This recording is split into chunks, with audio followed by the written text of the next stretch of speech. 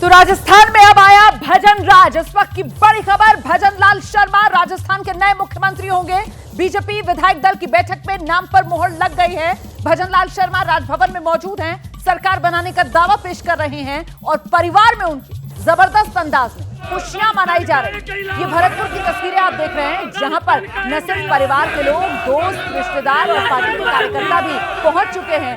जोरदार अंदाज में इस वक्त जश्न शुरू हो गया है, नारेबाजी तो हो ही रही है।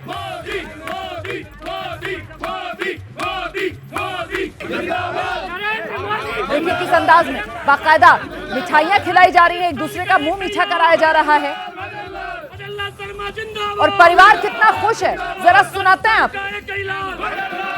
भगवान की मर्जी है भैया, बाकी को कोई बात नहीं, बाकी पूजा ने क्या कर दे हाल। हाँ, कैसा महसूस कर रहे हैं आप? बिल्कुल हाँ, बहुत बढ़िया, बहुत बढ़िया, बहुत बढ़िया। भगवान की मर्जी है भैया, राज बाबा की, बंसी बारे की, बालाजी महाराज की भाई की मर्जी है। मतलब कभी आपने सोचा था क्या कभी ऐसा? नहीं सोचा, छोटा तो बच्चा देखो जो आज सबने दिखाए वो भगवान की मर्जी है, बालाजी महाराज की, बंसी बारे की मर्जी। तो परिवार बेहद खुश है और खुशी ज्यादा इस वजह से भी क्योंकि दूर दूर तक किसी ने सोचा भी नहीं था, पहली बार के सांगानेर से विधायक हैं भजन लाल शर्मा, जो राजस्थान के मुख्यमंत्री बनने जा रहे हैं। अखिलेश जी बिल्कुल, और जब ऐसी कोई चीज हो जाए जिसके बारे में इंसान ने सोचा ना हो तो जाहिर तौर पर खुशियां जो हैं वो बहुत ज्यादा बढ़ जाती हैं। यही हम देख रहे हैं, भजन लाल शर्मा के जो नाते रिश्तेदार हैं, जान पहचान के लोग हैं, किस तरीके से खुश हैं, खुशियां मना रहे हैं। और देखिए मेरे साथ यहाँ पर जयपुर की जनता भी है, मुझे लगता है थोड़ा सा इनसे थोड़ी देर तक बात करनी चाहिए हमें। भजन लाल जी का नाम आप लोगों ने सुना था? हाँ। इसके पहले सुना था, मुख्यमंत्री बनने के पहले? नहीं जी, नहीं, बिल्कुल नहीं जी, नहीं, बिल्कुल नहीं सुना था। और नए नए नामों को एक लाने का प्रथा सी चल गई है, उसके बेस पे बनाया, वरना मेरे हिसाब से वो बनने के लिए अभी तो कम से कम। अच्छा ठीक है, आपने सुना था भजन लाल जी का? जी नहीं सर।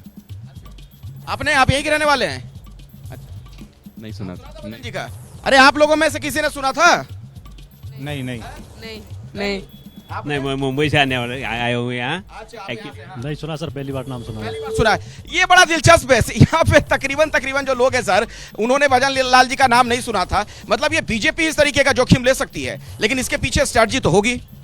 देखिए, भजन लाल जी का जब को नामित किया गया था उम्मीदवार के रूप में सांगानेर से लड़ने के लिए, तो वहाँ के लोग सबसे ज़्यादा जो चौके थे वो सांगानेर के लोग ही चौके थे। और जयपुर के अंदर ये कहा जा रहा था क्योंकि सिटिंग एमएलए का टिकट काटा गया था, और वो एक सीट तो बिल्कुल गई और उसका नाम था सांगानेर, और दूसरी सीट जो गई वो वाकई गई, वो थी किशनपोल। लेकिन बिल्कुल उल्टा हुआ, भजन लाल बहुत भारी बहुमत से जीते, 48,000 वोटों से जीते, वो 4 वोटों से जीते। और ये किसी को उस वक्त बिल्कुल कल्पना भी नहीं हो रही होगी कि भजन लाल आगे चलकर राज्य के मुख्यमंत्री बनेंगे। भजन लाल मूलतः भरतपुर के रहने वाले हैं, लेकिन संगठन में उनका बड़ा योगदान रहा है। पिछले 10-12 सालों से वो संगठन के लिए काम कर रहे थे और यही कारण था, उन्होंने कोई अच्छा काम किया होगा। और मैं उस पर आऊंगा, लेकिन एक बात थोड़ा जो मैं नहीं समझ पा रहा हूँ, आप समझाइए दर्शकों को कि एक ही रीजन से तीनों मुख्यमंत्री और उप मुख्यमंत्री भी जयपुर इलाके से ही। हाँ देखिए, ये तो बीजेपी हर चीज़ में चौंकाने का काम करती है और भजन लाल जी भी जयपुर जिले का प्रतिनिधित्व करते हैं। सांगानेर से वो विधायक हैं, दिया कुमारी जयपुर शहर से ही विधायक हैं, विद्याधर नगर से, और प्रेमचंद बैरवा दूदू जो भी जयपुर जिले का हिस्सा रहा है। तो अब ये, लेकिन पार्टी ने कहीं पर कास्ट कॉम्बिनेशन या नए लोगों को लेकर आने के लिए जो उनको उपयुक्त लगे होंगे, उस हिसाब से उन्होंने उनको बनाया। मैं बीजेपी के नेता से इसका जवाब ले लेता हूँ, ये क्षेत्रीय संतुलन को क्यों नहीं साधने का प्रयास आप लोगों ने किया?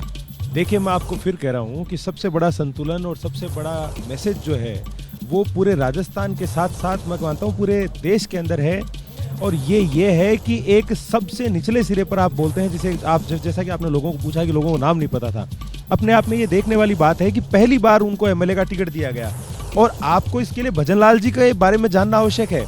भजन लाल जी शुरू से जो है वो पार्टी के कार्यकर्ता रहे, कभी खुद के लिए कुछ नहीं मांगा और पार्टी और संगठन के लिए हमेशा कार्य करते रहे। और ये भारतीय जनता पार्टी में ही संभव है जहां ना परिवारवाद की आवश्यकता है, ना धनबल की आवश्यकता है, ना बाहुबल की आवश्यकता है। आवश्यकता है तो सिर्फ कर्तव्यनिष्ठ कार्यकर्ता की। अच्छा प्रकाश भंडारी जी, एक बात बताइए, आपको क्या लग रहा है कि ये जो नामों का ऐलान किया गया राजस्थान में, या फिर जो हमने मध्य प्रदेश में देखा, छत्तीसगढ़ में देखा, अलग अलग जाति के लोगों को जो प्रतिनिधित्व दिया गया, क्या ये 2024 के लिए सोशल इंजीनियरिंग है बीजेपी की? कि हमारी जो अशोक गहलोत की सोशल इंजीनियरिंग थी, उन्होंने 2-3 बार अपने इसका प्रयोग किया और वो बुरी तरह फेल हुई। सोशल इंजीनियरिंग अशोक गहलोत की तो फेल हुई, और ये आप भाजपा की से जो सोशल इंजीनियरिंग बहुत सफल रही। उसका कारण है कि सोच का फर्क है।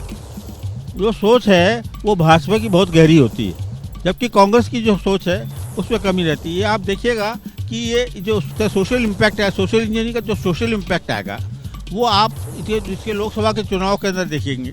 आप देखेंगे, देखिए आप ये लगभग 20-25 वर्षों बाद राजस्थान को एक ब्राह्मण मुख्यमंत्री मिल रहा है, जबकि ब्राह्मणों का निरंतर जो है सहयोग और समर्थन भाजपा को मिलता रहा। वही मैं पूछ रहा था सवाल अभी थोड़ी देर पहले कि जो पारंपरिक तौर पर बीजेपी के वोट बैंक के तौर पर देखा गया ब्राह्मणों को या अन्य जो सामान्य वर्ग के लोग हैं, कहीं ऐसा ना हो रहा हो, ये एहसास हो चला हो पार्टी में शीर्षस्थ नेतृत्व को, कहीं वो हमसे नाराज ना हो जाए हर जगह अगर हम अलग अलग जाति के लोगों को प्रतिनिधित्व दे रहे हैं। क्या उस चीज को साधने का प्रयास यहाँ राजस्थान में दिखता है? सोशल इंजीनियरिंग है तो सोशल इंजीनियरिंग का सफल अगर आप उपयोग कर लें, वही सफलता है। जैसे ही घड़ी का काटा दोपहर 2:30 पे आए, बबीता जी का दिल सास बहू साजिश के लिए मचल जाए।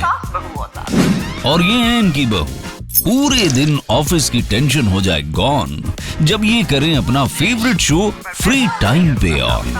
इनकी तरह आप भी देखिए अपना फेवरेट शो अपने टाइम पर और डाउनलोड कीजिए एबीपी लाइव ऐप अपने स्मार्ट टीवी पर।